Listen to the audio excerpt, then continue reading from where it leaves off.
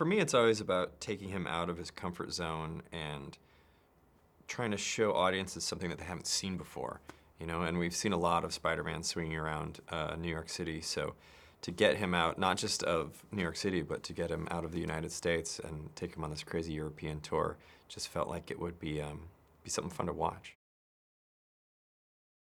This movie is about Spider-Man going from being a friendly neighborhood hero and suddenly being forced out onto the world stage. So to have him be in Europe mirrored that in a way that I thought was interesting. Dealing with the fallout from Endgame, I mean, Peter's in this situation where he's lost his mentor, he's disappeared and then come back 5 years later. Like, everything is kind of crazy, but what I think is so endearing is that despite all that, the thing that he's focused on at the very beginning of the movie is going on this class trip and telling MJ how he feels. So there's something kind of sweet about that.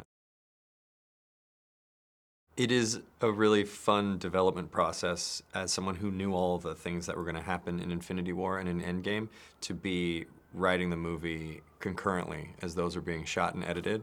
So, you know, they were doing all these crazy things, and then it was my job to figure out a way to explain them and see how they were going to affect my world.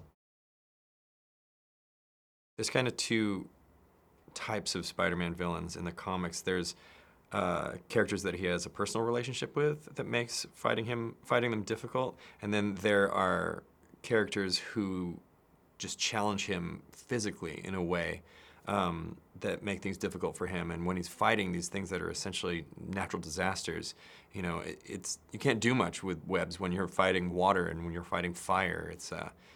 It was just a good challenge I felt for him. Jake's great.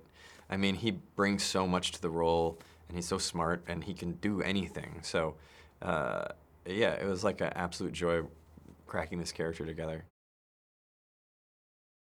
To be able to just draw from this extremely rich library of films and just pick your favorite characters and put them all together and see what happens, you know, you just feel like, you know, it's like a fan's dream come to life.